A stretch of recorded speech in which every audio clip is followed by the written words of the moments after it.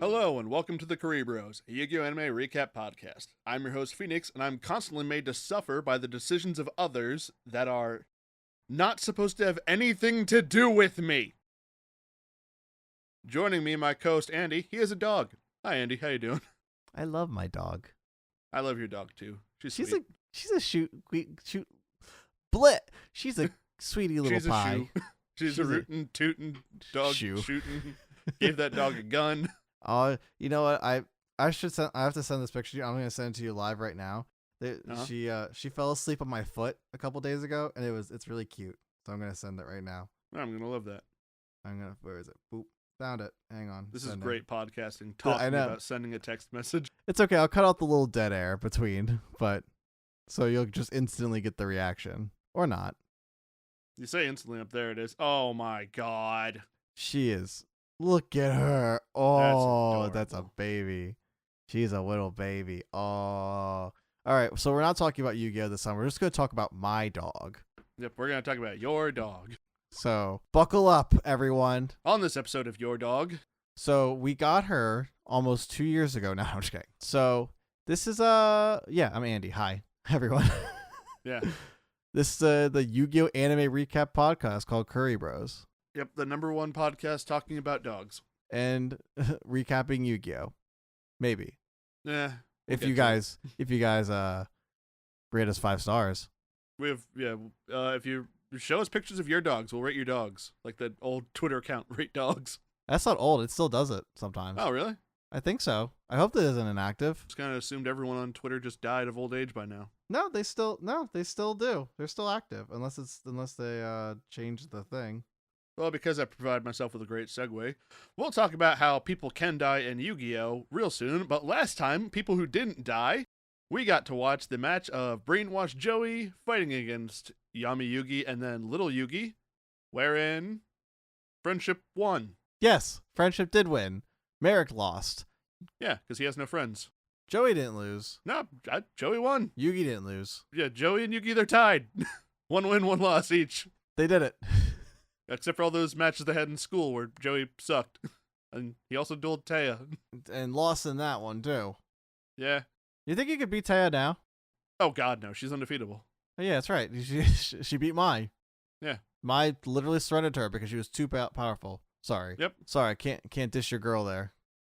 No, it's fine. It's spoiler alert. We get a Mai-centric episode, and Please tell me you're normal about it. Oh, I'm absolutely normal about it, and like the most normal I've ever been. This is not a bit either. I'm sure I'll say this again. Didn't like it. Yeah. Spoiler alert. Didn't like it.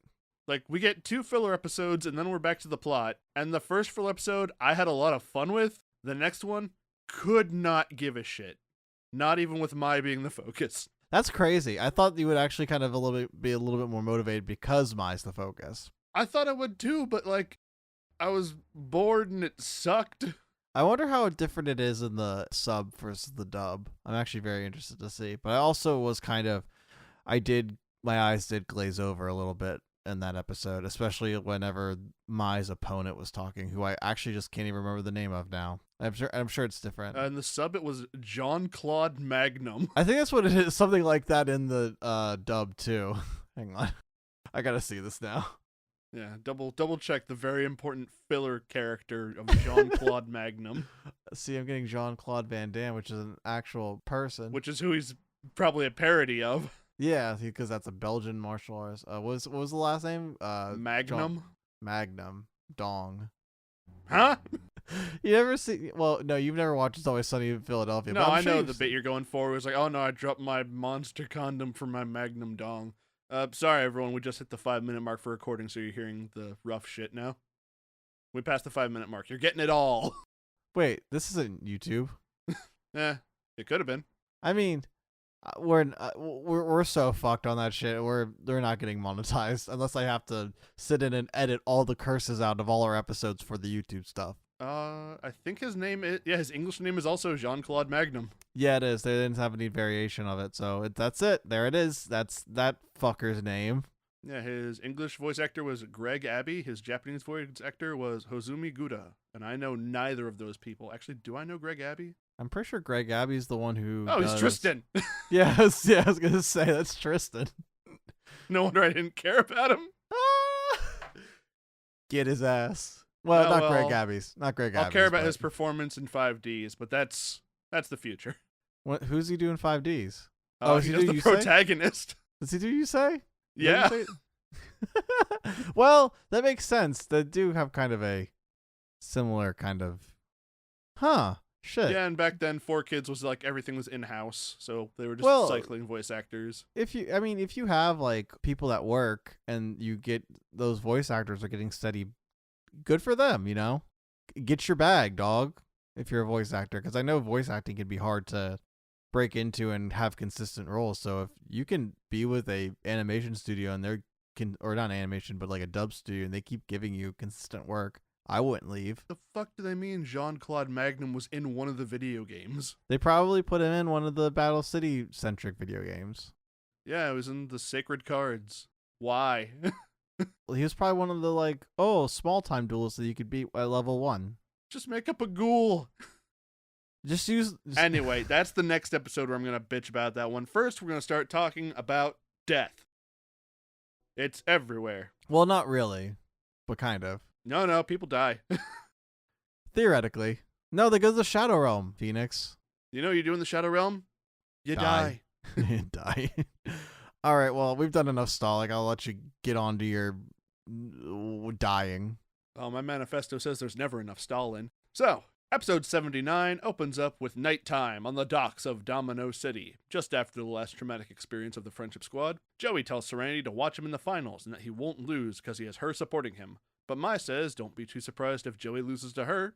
Mai also tells Yugi to watch out because she's got a new Amazoness deck. Ooh. Joey and Yugi affirm their promise to duel each other for real as true duelists for the 30th time. To find the location of the finals, Joey places all the locator cards into the duel disc, 5 in the monster zones, 1 in the field zone, which I forgot that's how they find out where to go. I don't think they do it in the manga that way. They just kind of figure it out, I guess. Do they overlay the cards with each other?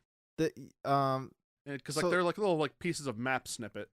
Yeah, that's what I get, but they just kind of drive away and follow Kaiba. Yeah, they later on Kaiba will show up and they'll follow him. But for now, the duel disc projects a 3D image of part of the city where there's an arena being developed by Kaiba Corp, and they're all like, "Hey, let's go there." I mean, that's kind of a neat way to do it. It's kind of a better explanation than what they did in the manga, so good on them for actually doing something a little better than the source material. And now we cut to Bakura in the hospital, just sweating through the sheets. And for some reason, we see a bunch of images of the sky over Domino City, deep space, a rocket ship, a UFO, an assortment of children's toys, and then Merrick inside Bakura's mind. I don't know why. It must be kind of like a representation, kind of like how Yugi's has that kind of stuff in his mind. Yeah, he's got the mind space. And yeah, he has there was toys in that, and there was all that kind of stuff. Weird transition, either way. Yeah, I actually have a lot to say about Bakura, but I'll say it in my episodes. Inside Bakura's mind is Merrick, and then evil Bakura shows up and he's like, "Hey, the fuck you doing in my room?"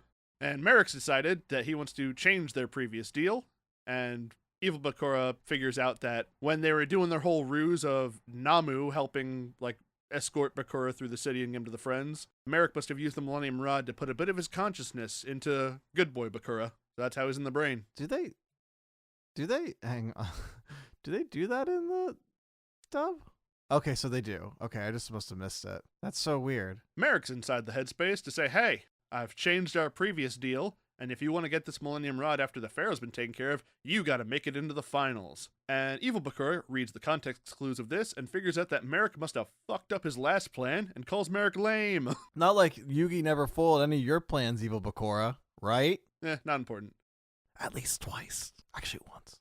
Back in the physical world, Bakura wakes up and is immediately overtaken by evil Bakura, who then pretends to be good boy Bakura. Grandpa Moto is still there watching over him, and Grandpa informs Bakura about Yugi and Joey making it into the finals. Evil Bakura, who I'm just going to shorten to EB here and there, gets up, and when Grandpa tries to make him stop so he can rest, EB reveals the Millennium Ring and then hits Grandpa with some magic bullshit to incapacitate him. He then rips out his IV and it makes a gross squishing sound for some reason. They definitely don't do that in the manga. Or not the manga, dub. That'd be weird if they included like a little like thing of putty to like, hey, when Bakura rips out his IV, just give this a squeeze to get the sound right. Oh my, like a Yeah, we included Foley cards for our manga. In an alley in Domino City, Evil Bakura has mugged a duelist for his dual disc and locator card. EB also calls him lame, so lame might just be his favorite word. But I'm pretty sure actually he did that earlier, or at least like Merrick helped Evil Bakura do that earlier when they were initially meeting up with Joey and Taya to be like, oh no, Merrick's hurt. Not Merrick, Bakura's hurt. Why am I getting names wrong today? Bakura's hurt. And then I do recall a guy getting mad at Bakura who was very confused by it, because he's like, you stole my dual disc, you stole it. And then Joey beats the crap out of him. He's like, lad, no one's fucking with my pals. Hey, Yugi wasn't there. I don't remember. So, starting to walk the streets, EB hears some people talking about how the finals are starting and how many people have made it in, either 4 or 6. And he grabs one by the shirt and like lifts him up and threatens them to tell him where he can find some duelists. And he learns that there may be some at the cemetery. And we cut to this cemetery, which doesn't really match the rest of the modern city aesthetic, so I don't know where it is. We also had a secret clown basement, so I don't know, weird construction, modern planning. It's Domino City, baby. In the cemetery, some no-name duelist is being accosted by a group of zombies who tell him to leave his dual disc, and he does. And runs away. Yeah. The zombies then take off their masks to reveal it's Bandit Keith's old stooges, Bones and the other two. Do they have names? I don't remember their names. They do have, I know the one's like tall and has black hair, kind of like Mako's, but shorter. Yes. And the other one has like red hair that's longer. I know the red-haired guy's name is said. I just didn't give a shit enough to remember it because he's not a duelist. I think it starts with a T. They like say they're duelists, but they never duel. So, I mean, who cares, right? Yeah, who gives a shit? They're a secondary antagonist's backup dancers. They're going to die soon. Yeah. I don't think that's a spoiler. So the Stooges have been pretending to be zombies to scare duelists into leaving their stuff behind so they can get it without having to duel. They hear someone approaching and put their masks back on to try this bit again, but Evil Bakura sees right through it, pulls the mask off, and puts the big Stooge with the dark hair in an arm lock, and Bones actually recognizes Bakura from Duelist Kingdom, but because he never saw Bakura duel, he just assumes Bakura is weak. Evil Bakura then considers just killing them, but thinks this would be a good warm-up for his occult deck. And I kind of like how we've had 2 characters call out themselves playing specific types of decks. Yeah, and it's interesting. They actually reveal Odeon's deck in the manga. Not like reveal it like what cards are, but Merrick does refer to his deck. Like when Odeon is giving, like he's like, I got all the locator cards and everything, a bunch of rare cards for you for the finals or whatever. Yeah, and Merrick says he sees it as a trap deck. Yes. I must have said it in the dub because they don't, or the sub because they don't say it in the dub. But they definitely bring it up in the manga, and they do bring up that Mai has an Amazon deck in the manga too. Yeah, I also have an Amazoness deck. Hey, love it! Wow. EB accepts dueling them for the locator card, but only if both sides wager all their locator cards. The goons are gonna say no, but Bakura says, "Hey, there's only so many finalist slots left. It's either this or nothing, and you might not make it without this." They're like, "All right, fine, we'll do it." The duel begins, and EB immediately makes it a shadow game, filling the cemetery with this reddish-purple fog. EB goes first and summons Headless Knight and sets 1 card. Bones summons Snake Hair and attacks, destroying the Headless Knight.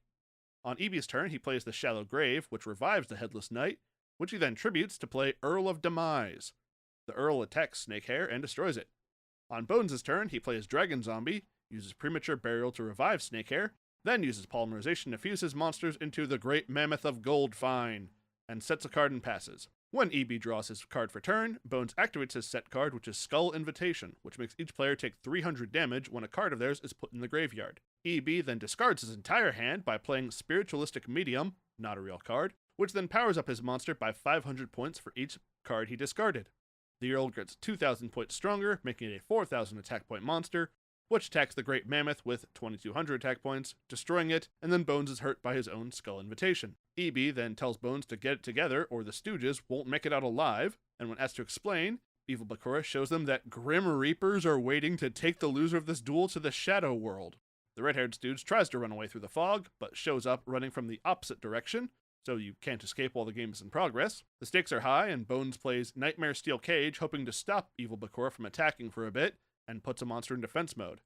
On EB's turn, he's upset after seeing his draw because he won't get to watch Bones suffer any longer. He plays his card, which is Ectoplasmer, as seen in Arcana vs. Yugi, using it to tribute the Earl, dealing half of its attack points as direct damage to Bones, which is enough to win the match. Bones and the Stooges are then consumed by Shadow Goo and go to hell, I guess. And Evil Bakura takes their locator cards and laughs maniacally. Bye, Bones. You're dead. Yeah. It's like, okay. Hello, friends, I am here. Goodbye, friends, I am gone. This was literally 2 pages in the manga. It was just Bakura beating the shit out of Bones, and then they'd all die. I mean, my entire notes on the duel are just 2 paragraphs, so yeah. That tracks. This was definitely a episode that was just kind of padded. Yeah. We cut to Yugi, Joey, Mai, Taya, Duke, Serenity, and Tristan all in Mai's car, and that is too many people in one car. She's gonna get a ticket. They're heading to the finals, where Kaiba flies overhead in a helicopter and taunts them to keep up, which they can't hear him say because he's in a helicopter. Episode ends. Kaiba really has to do like a dick measuring contest every chance he gets, doesn't he? Yep, has to. I noticed they did the polymerization thing again. Yeah, it still bothers me. It's starting to bother me just as much as it probably bothers you now, because it's just like, why? It's unnecessary. I'm glad I think they fixed this in GX but I guess that's just because polymerization is more of the thing to do. That's like the... Yeah, fusion wasn't great in the early days. No, at least it wasn't In fact, I'd say it was bad, because you're using 3 cards to get 1 monster, so you're going -2 in value. Yeah, it's just it's not as good. And the cards usually sucked. Usually, yeah. They were never I don't really get the point of them, but now they're all much better, so yeah, now they're good. Now they've cracked the rules of this mechanic. And then they expanded on them with synchro and Xyz and pendulums and linking and whatever else they do and rush duels. I don't know. No one's ever watched the show. Yeah, they don't even seem to really acknowledge those 2. There's like 2 new main characters, but they don't acknowledge them. Like Not there's really. 2. Yeah, there's like 2 rush protagonists. I don't know either of their names. I watched the first episode of the first series. Yep. I was like, this could be something, I guess. I was interested to see because it was done by a different studio, so I was interested to see what they're doing. But it's definitely made more for kids than all the other shows. What was the last? Was it V-Rains? Vrains. Vrains? It's not V-Rains. Vrains? No, What the fuck is? Virtual reality, artificial intelligence, network system, neural system. Whatever you say, man. Whatever you say. Maybe we'll get there someday. If you guys, again, make 5 stars and share it with your friends. Virtual reality, artificial intelligence, network systems. If you want us to talk about that, whatever the hell that is, like and share and comment, subscribe, and all the stuff. Pay me $8 million and I'll do it right now. I will make Andy stop watching this season of Duel Monsters, and we will cut and cover all of Vrains. Why specifically 8 million? I want to get a nice fish tank. Okay. I feel you. Do you have fish? No. You gonna get fish? Well, yeah, if I have a nice fish tank. I'm not gonna live in squalor. You could use other things with a fish tank. Like what? Didn't your one snake live in a fish tank, or was it just a big... Oh, no, yeah, but keep snakes in fish tanks.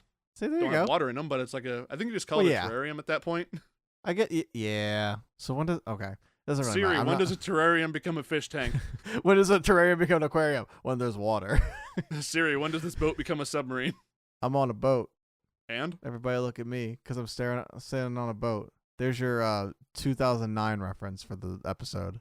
Anyway, you want to get on to your favorite episode of the season? I don't want to, but I'm gonna. Well, let's just get through it anyway, because it's going to be a pain for all of us. Yep. Episode 80. It's an anime only.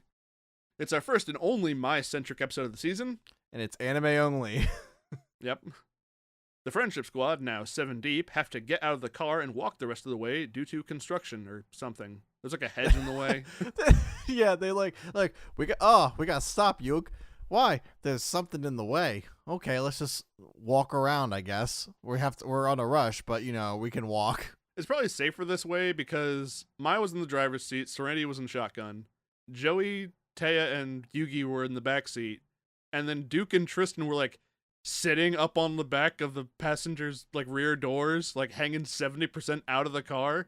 And we saw how Mai was driving in the earlier episode. So it's probably safer for everyone if they get out and walk. But, like, we don't need Tristan, but Duke still has potential. So, Duke's okay, but he's slowly becoming, at least in the anime, he's just becoming the guy who just who actually Serenity is interested in or whatever, I guess. Or, like, the joke is he's the pretty boy who can get the girls and Tristan is jealous. They're doing, you know what I realized? They're doing the Miho thing with Tristan. oh, yeah. Where he's like, he likes a girl and the girl's oblivious to it or doesn't care or isn't interested, but he's like completely obsessive with her. And I hate it. Yeah, this sucks. I hate it so much. And I'm so glad they knocked that shit out in, well, they never actually did that shit in the manga because Miho was never, they did it in the one chapter where they focus on Tristan in the early days. And then they never, it's done. It's done. It's over with. At least I'm enjoying somewhat of Tristan in the manga. I can at least say, okay, whatever. He's not the worst person there. Greg Abbey, I'm sorry they gave you the worst character to voice. You did a great performance, as you say. Listen, I was going to say, he worked and he earned a reward of being a protagonist in a Yu-Gi-Oh anime. So props to him. Anyway, get back to walking. All right, so they're walking, and as they're walking, Joey asks Mai why she gave him her entry card back in Duelist Kingdom that let him duel Bandit Keith. Mai says she did it because they're friends, but Joey doesn't hear her say this because he's distracted by a movie billboard for Jean-Claude Magnum's newest ninja movie. A fucking limo then bursts out of this billboard, and Jean-Claude Magnum himself steps out of it. Yay, that guy. Joey starts fanboying out about it because he's a fan of shitty ninja movies, I guess, which we all kind of are. Yeah, why not? But Jean ignores him and passes by to go to Mai with a bouquet and says he's here to fulfill their promise. And Mai doesn't remember what he's talking about. And neither do we. We get a flashback of them having dueled on a cruise ship, and after losing to Mai, Jean proposes to her, but Mai turns him down and asks her what will take for her to marry him, and she said she'd marry him if he could beat her in a duel, but he couldn't beat her in a million years. Jean-Claude says a lot of lines in English in the sub, so which confirms he is an American, but we do get the real American confirmation in a bit. Oh, no. Now, back in the present day, Jean says he's here to defeat Mai and take her back to Hollywood with him. And Joey, I'm going to ignore a lot of what's going on with the background group because I think it sucks. Joey's just not paying attention and being a fanboy and being shitty to Mai. That's the thing, is like, everyone's so out of character in this. I think it's one of the reasons why I hated this episode. Is like, I don't think Joey would act like this any other time. Yeah. It's supposed to be played for laughs, but it's not funny, and it's not good.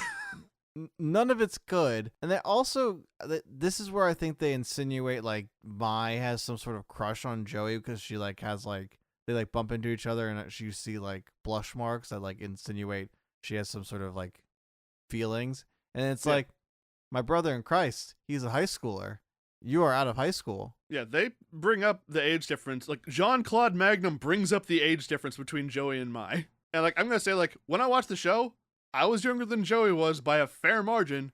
I didn't know Mai was supposed to be 24 to his 16. No, it's because it's never really like stated in the dub, and yeah, all we know is like they're dueling. We assume they're all the same. Kaiba owns a company. He's a CEO. I'm not gonna think he's 17. When I was a kid watching this, I didn't think there was an age gap because I didn't know what that was in relationships. True. Now, as someone who has grown up and gotten taller, thank God, this is weird. Mai is now the big sister of the group. That's it. That's her role. That's what she should be. And that's the whole thing. But yeah, she's the big sister to Taya and Serenity, and then everything else makes it weird.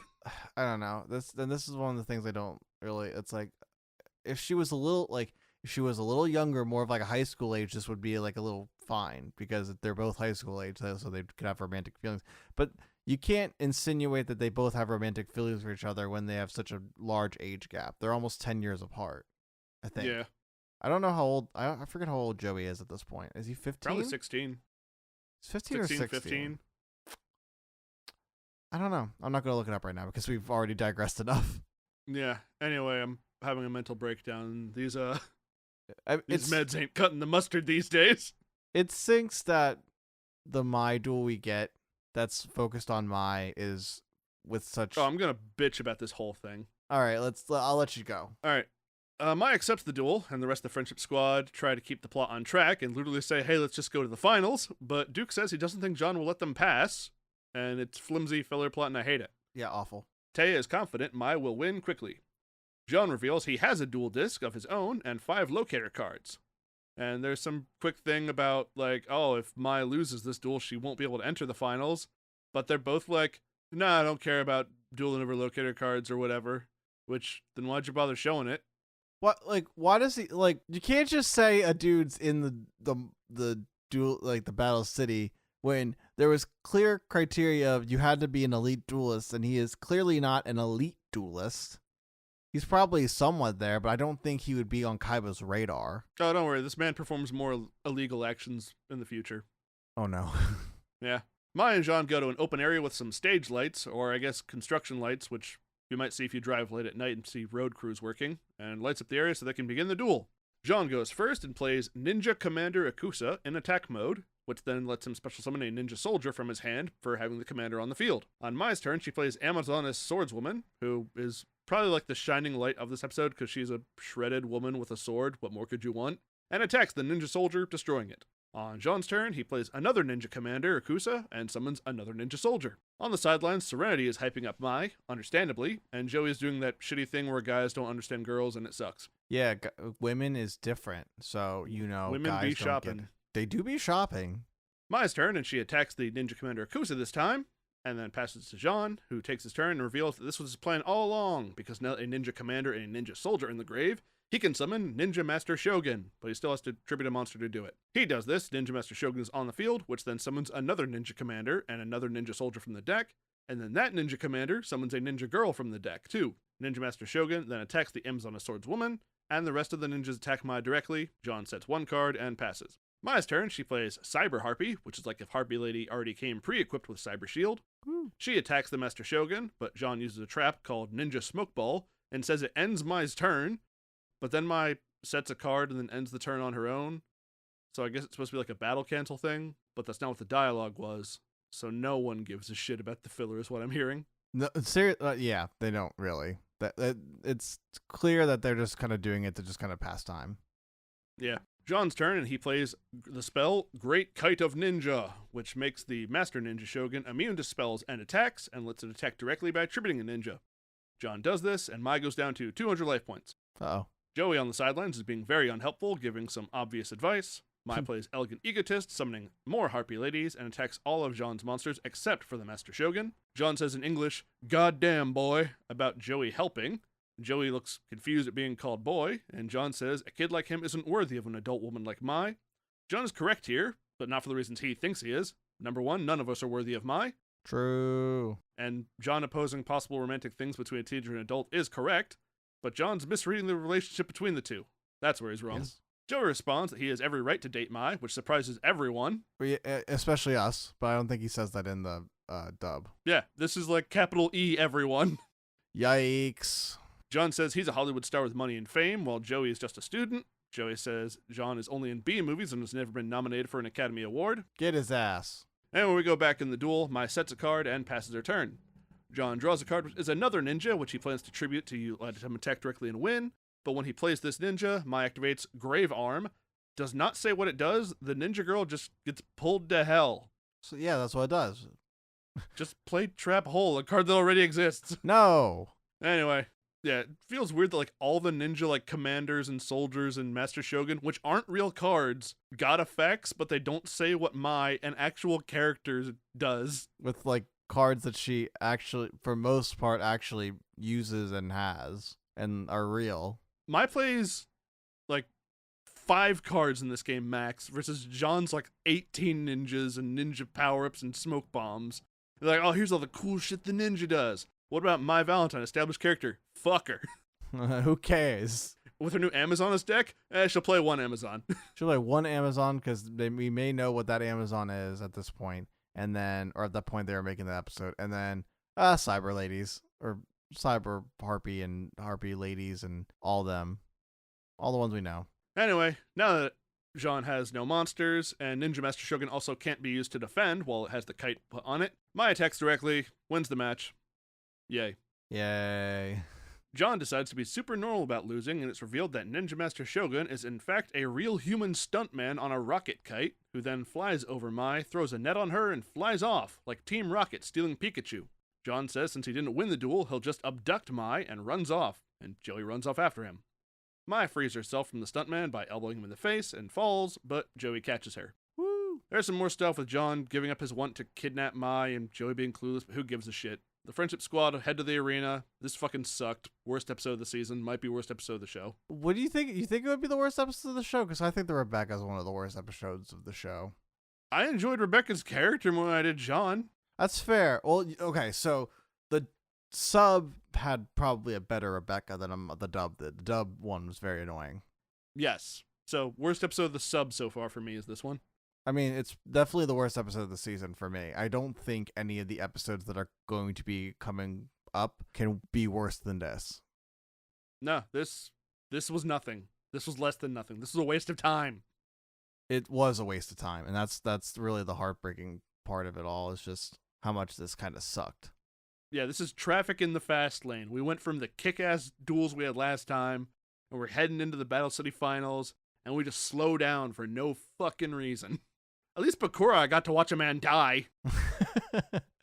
And evil Bakura is fun to watch. He's entertaining. He loves murder. Who doesn't? And like the thing is like he's still pretty much like his character. Like, I mean, it's not really hard to like kind of play around with Bakura's character because like he's only doing so much right now. But like it's still done pretty well. Bones and the other guys are pretty much the same as they were in Duelist Kingdom, but you don't really need to change too much about them. I mean, you didn't really change anything about Weevil or Rex or... Yeah, Bones and those guys had like one line about like, if we get into the Battle City finals, we'll surpass Bandit Keith. And like, you guys know he's dead, right? He's fucking dead. Like let it go. Yeah, this one just kind of sucked because everyone was so out of character, it felt like. Joey felt really out of character. Mai was kind of... I think Mai, if you... like, this was a real thing, Mai wouldn't have done this. I think Mai would have just fucking moved on. No. Mai does care more about playing Yu-Gi-Oh! The card game than other shit. Like, it's... like, she'd want to get to the finals. That means more to her. Yeah. It's... that finals over there on the horizon that we're all looking at, and one fucking guy who tried to run us over is in the way? Yeah, fuck him. I have a question, actually. I had one thing that I wrote down that I thought was kind of interesting. What you got? When they refer to, like, the discard pile, do they call it the graveyard or do they call it the card graveyard? Do you ever, like, notice? I've never bothered to clock that one way or the other. I think when they're bringing the card back, they call it the graveyard. So I noticed that, like, they say it in the dub as they specify it as the card graveyard in some episodes, or at least most. They probably do that because, like, the same reason they couldn't show, like, religious symbols, like, they have to specify this is a graveyard for cards, not people, because we can't let kids know death is real. My note was, you think they say card graveyard not to make us think of death and shit, or some shit? I was still thinking about death. I was thinking about death when I thought about the Shadow Realm, in fact, so your sensor failed. You failed, 4Kids. That's why you ain't around no more. Yeah, when you're like, oh, if this dark energy disc touches our legs, we go to the Shadow Realm. Yeah, you're instant dead to me. Like, you could cut off your foot and live, probably, but no, the Shadow Realm energy disc? Nah, you went to super hell. Bye, bozo. I remember getting a Shonen Jump, like those Shonen Jump magazines that they were selling early on in the early 2000s when I was a kid, because you could get them at the book fairs and shit. Oh, the Scholastic Book Fair? Love Yeah, that thing. yeah, that one, or like the we got those, like, we remember in school we got those like pamphlets or like sheets of that just had books on them that you could order books, the book order or whatever, and you could do it like the end of the month. So that's where I got them too. And I think I got it by accident because there was just Goku on the first one I ever got, and they were talking about they were in the Bakura versus Yugi, like the D&D mock-up. So I was very confused from the get-go reading that. Oh, this is season 0? Yeah, season 0. Oh, wow. And it was the part where good Bakura is using Bakura's hand, and Bakura impales his hand on one of the spikes of the castles. And I was like, what's going on? Like, what's happening? When's this episode coming out? What happened here? And I was so confused for the longest time until I got all the context I ever needed. But I was like, when I was like 7 or 8 and I got that book, I was so confused and so taken aback by the violence in Yu-Gi-Oh! That I didn't expect after intaking 4Kids anime. Yeah. We can't talk about death, but we can still have a woman be abducted to be a captive bride in another country. Well, our morals, especially back then, were very fucked. My morals were iron tight from the day I was birthed. Not ours as like you or me. I'm talking about the general consensus of the country at the time. And also probably still now. I mean, I don't know, general consensus, but like at least the minority of terrible people were allowed enough for people are like, well, maybe we shouldn't show a cross on a thing, or people will think it's witches or whatever. Yeah. Yeah. Anyway, this fucking sucked. Andy, please save the show and all of us by taking us to actual plot that happens for real. All right. Okay. So I'm going to be covering episode 81, which covers actual manga chapters of 142 to 144. I can also say that the first episode we covered kind of covered a couple pages of 142 other than the Bakura pages, but whatever. So we open on Kaiba's helicopter making its descent into the Kaiba Corp Stadium that is being built as we speak, where all the finalists are expected to meet to participate in the Battle City Finals. We see Kaiba waiting for the opponents, especially the ones who are holding the other god cards, i.e. Merrick and Yugi. We pan to the seating arena of the stadium that's all covered in shadow, where we see Merrick and Odeon laying low and discussing their plans for the final. Merrick talks about the prophecy of the Pharaoh and how he will return after 5,000 years to stop an evil from taking over the world with the power of the Egyptian god monsters. Merrick wants to fulfill that himself by draining the Pharaoh's power, but he also must hold all three Egyptian god cards to obtain this goal.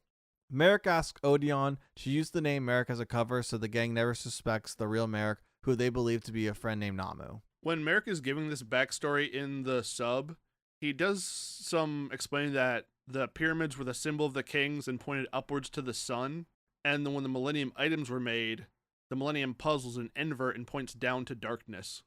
Oh, that's interesting. No, they definitely don't do that in the dub because they're not cool. But that's a really interesting way to kind of put that, especially because of like how the shadow games and like penalty games and like all that stuff. Like those shadow games are real, even though they say Shadow Realms like a just a cover. Yeah. So it's cool that they like talk about that, and also it kind of keeps with the theme of like Yami being dark, so dark Yugi, dark Bakura.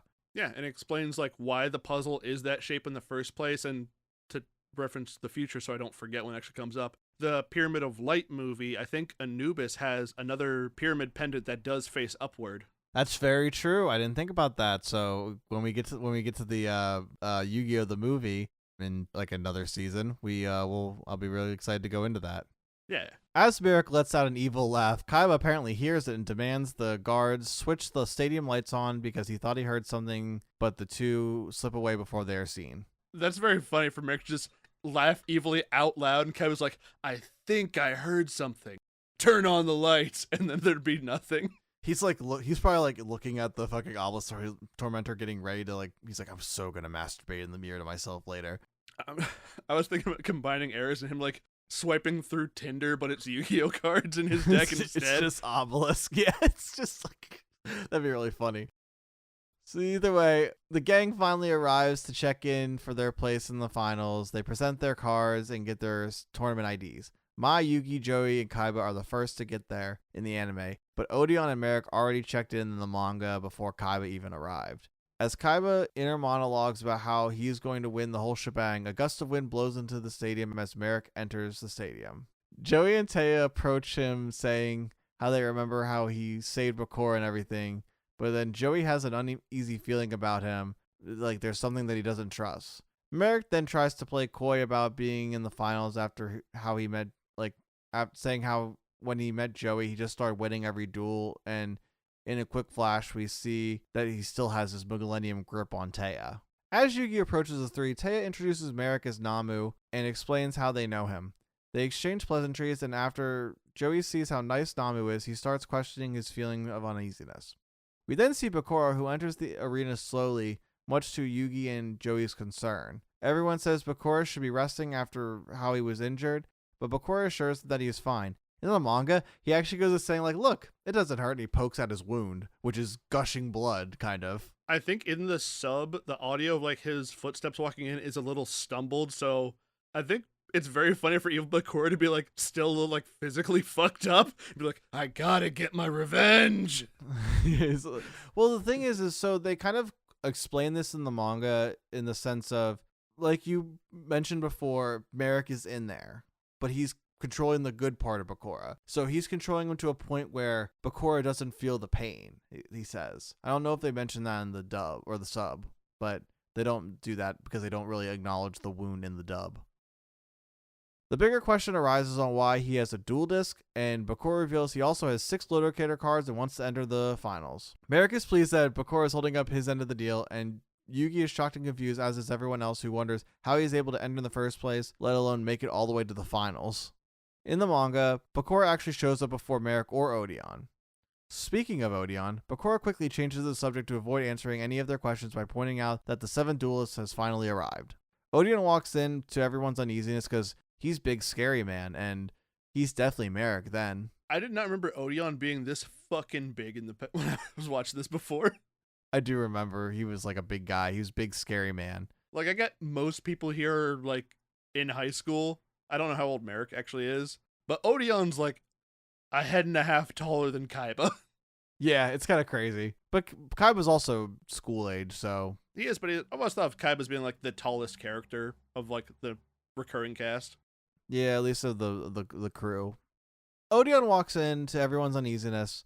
People are pointing out that they remember him, and Kaiba demands that he state his name. Like, people like Mokuba's like, I remember him when he was kidnapping me, and I think Taya and Joey do the same thing, because Odeon was the one in their presence, so it's easy to assume that's Merrick. Yeah, I think they did like a fake out where they had like Odeon with a fake Millennium Rod in front of them talking while Merrick was behind them doing it. No, I don't think they did the fake Millennium Rod yet, but he was the one like interrogating Joey, I remember. Yeah, so they know Odeon's voice, but they don't associate Merrick's voice with Merrick. Yes, exactly. So when Kaiba demands that he state his name, Odeon responds that his name is Merrick, and Joey comes up to talk some valid shit talk as he was Merrick's puppet not too long ago. Kaiba says he just should disqualify Merrick for all he's done, basically just kidnapping his brother and nothing else. But he wants his Egyptian god card, so he's allowed to stay. You know, you took my brother once, but you got that card and I want that card, so I'm gonna let it slide, but it's still, I'm watching you, bub. Yeah, I was browsing my phone earlier. I saw there were hot god cards singles in my area. And you're one of them, so I want it.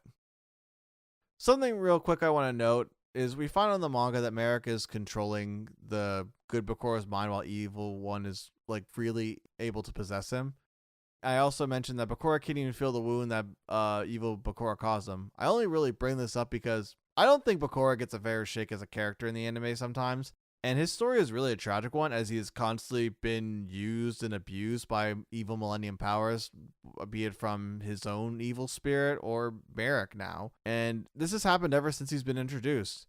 Like, if we go back to, season 0, they do mention he had to move schools constantly. I'm pretty sure he lives alone in the apartment they see him in, and like his parents are never around or like are traveling archaeologists. Well, or something like that. He might be missing one. Oh yeah, I think that's something they cover later. But Bakura is very much like a malnourished like child, never seen the sun, who's just getting thrown all over the world by the whims of this evil spirit in this ring. Yeah, like he's lost friends because of this evil spirit beside him, and is possessed by the spirit all the time, who's like using his body for evil things, and like he has no control over it. And he now literally only has his sights set on the friends who are like the only friends who stick by him and Yugi and the gang. Like, this is an interesting character. We don't talk about him. We give more time to fucking Tristan googly eyeing Serenity, who I imagine is not much older. Like, I don't think she's much younger than Joey. Like, she has to be like younger, like a somewhat younger. I think she's like 2 years younger. So it's like, if he's like 15, she's 13, or if he's 16, she's 14, which is still not good. I mean, it's whatever, but it's still like, it's just gross. All of it's gross. But, we get so many of these cutaways of Taya repeating the same words she's repeated since the beginning of the season. And like Tristan trying to bang Joey's sister. Like, anime Yu-Gi-Oh, get your shit together. This is like, you have like stuff and it's right there. And it's like clearly visible in the manga that you're adapting. So why are we focusing on the dumb gags? I get like we're trying to like make a show for that appeals to kids too, but sometimes like I like talk about like this dub, and I know I've brought this up before, but it's like talk about like covering this dub, and then people going like, "You're covering Yu-Gi-Oh, like the old show that's kind of like dumb and like a dumb anime show, like a dumb anime card game show." And I'm like, it's a good story. Like, I very much believe that Yu-Gi-Oh itself as the source material is a good story and has something there, but 4Kids fucked it up, censoring the hell out of it to the point where you don't understand anymore. And I think this also applies to One Piece, because that's how a lot of people got One Piece too. And I was one of those kids. And you were, I think, one of those kids too, where you're like, this looks dumb and corny.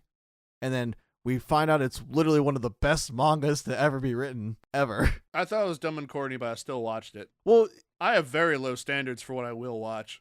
Well, but still, then you find out it's actually like good in another sense. When Yeah. it's actually properly I was adapted. like, oh, there's some real shit here. So this is me saying, reboot. Damn it. Yeah. Either way, we should get back to this. Back to the anime. It is revealed that the stadium in construction is not where the Battle City Finals will be held. As the gang questions the real destination, a blimp appears to pick up the group. They will be dueling in the sky, which is very impractical in real practice, but looks cool in the series, so who cares? The finalists hop aboard, but the guards object to the cheer squad joining them, and I'm fine with that too. But the gang plead, beg, and whatever for them to reconsider, to which Mokuba tells them to let them aboard, even though... Because they're saying, like, oh, they don't have ID cards, but Mokuba's like, I don't have an ID card. And they're like, So they can all board the blimp, and Kaiba allows it, so nice, thanks, Kaiba. But I think the circumstances are a little different when Mokuba is the little brother of the owner of the company that is hosting the tournament, and he's also, like, Mokuba's the commissioner of that tournament, but either way it works, and everyone hops on board. The same exchange happens in the sub, but I kind of interpret it as Kaiba says, like, yeah, let them on, just ignore them, as, yeah, they can come aboard, but we're not going to feed them. I mean, that's kind of what happens, because they don't get, well, in the dub, they kind of say, like, oh, they're setting up rooms for us, they're trying to find room for us, and that's why, like, they do what they do with Joey. In the sub, they just say there are no rooms for us. And that's what they say in the manga, too, so it's like, okay, so that makes sense. So, yeah, Kaiba's like, who cares? Like, as long as they understand they're not going to get anything about it, like any of the perks the duelists are getting, which is fine with me. Hell, they all went to Duelist Kingdom Murder Island and had to... They were going to die in the woods if it weren't for Mai. It's true. Kaiba tells the guards to begin the takeoff as soon as possible, but the guards question this decision as the ace finalist has not arrived yet, but Kaiba has little care since everything he wants is already here. The god cards are here, who fucking cares? As they get ready to follow his orders, a masked woman appears walking into the arena. It is Ishizu, who plans to save her brother in the Battle City Finals. The blimp lifts off and reaches the official dueling altitude, as they say in the dub, and the gang enjoys gazing down the city below until Kaiba starts talking shit on Joey and getting him all riled up. Time out. Are you mean to tell me that passengers, we have now reached dueling altitude? You may now unfasten your duel disc? They said something along the lines of, we have officially reached dual altitude. And I'm like, what does that mean? Like, I know Mokuba said, like, when the blimp showed up. By the way, the blimp is called the Battleship in the sub. 2 words, both capital. I think they just call it the Kaiba blimp, or the Kaiba Corp blimp in the dub, but I don't even know if they have a name for it. Yeah, in the... Mokuba's like, we're going to be dueling at 1,000 meters. And I was like, yeah, sure. They say something like 4,000 meters in the dub, but who cares about the numbers? They're all wrong. They're always wrong. Some fun facts about blimps. The average cruising speed of a blimp in 0 wind conditions is only 35 miles an hour. That'd still be pretty hard to play a card game in, though. Yeah, because there's kind of like always wind at altitude. Yeah, exactly. And there's also like when you're on a moving blimp, kind of also hard. The newest Goodyear blimp has topped out at 73. Hey, how about that? Yeah. What about the Hindenburg? Ooh. Oh, they're burning up the raceway, I tell you what.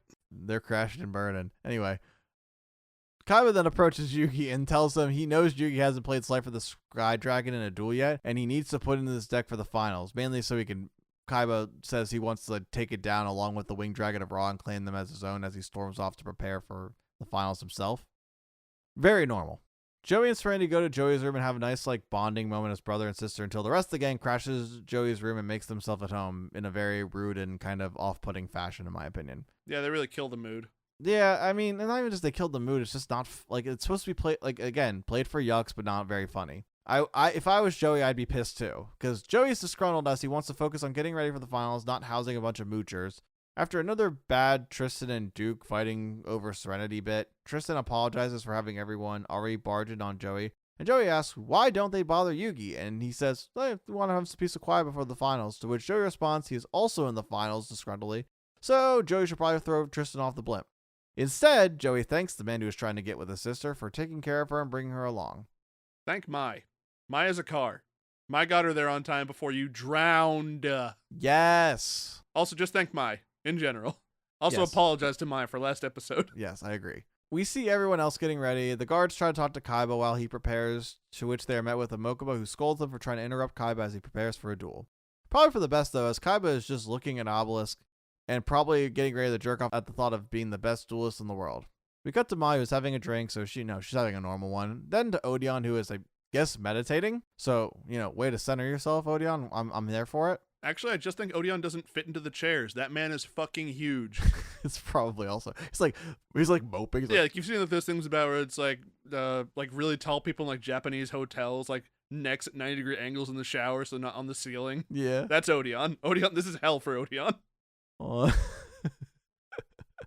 See, it's like a kid sitting in the chairs. I'm sad. I just want to sit. We didn't cut to Merrick, who is reminding us of his plan for the millionth time because they need to cut like 2 minutes. So then we'll just cut to Yugi, who finally puts Slifer in his deck, and Yami agrees with this decision as they're going to be battling the other god cards, so they will need all the help they can get. Yugi then questions how Bakura is doing okay after being hurt, let alone competing in the Battle City Finals again, or, whatever. Yugi suspects that is the evil spirit, but how could it be if Tristan threw away the Millennium Ring back at the end of Duel's Kingdom, in the anime only? Yami says, you can't predict the path of a Millennium item, and it must have found its way back to Bakura. They both agree that it will be very dangerous, and will need to take every precaution possible in these finals. Did you get the scene with the steak?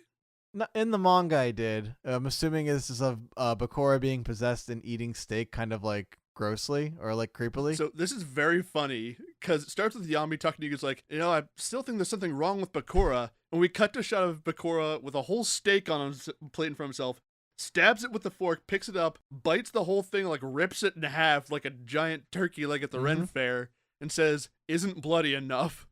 And then immediately cuts back to Yami and Yugi talking. Yeah, they do not do this. You think there's something wrong with Bakura? Eats a whole cow. No, it seems normal. Yeah, it doesn't seem like he's got mad cow disease or anything. So there you go. Bakura takes his steaks rare. So, or at least evil Bakura does, or Merrick possessed Bakura does. They don't do this in the dub, but I did see this in the manga, and they're cowards for not showing it in the dub. Now we get to Ishizu, who says everything is in place and it is up to fate now. The finalists are called up to meet up to select their matches. Joey runs into Merrick, and they wish each other luck as they head to the meeting spot, and we end the episode with Yugi having a transformation sequence into Yami.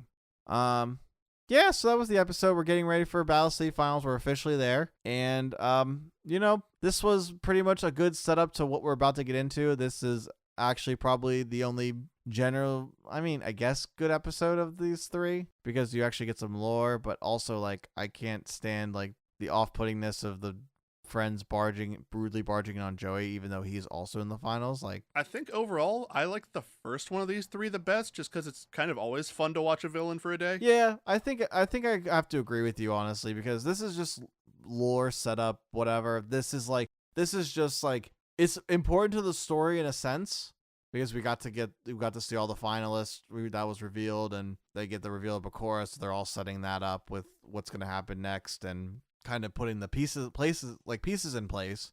So that's fine. Obviously not very exciting or, something worth talking about, even though we've actually surprisingly gone, pretty long with this. Well, longer than I expected, I should say.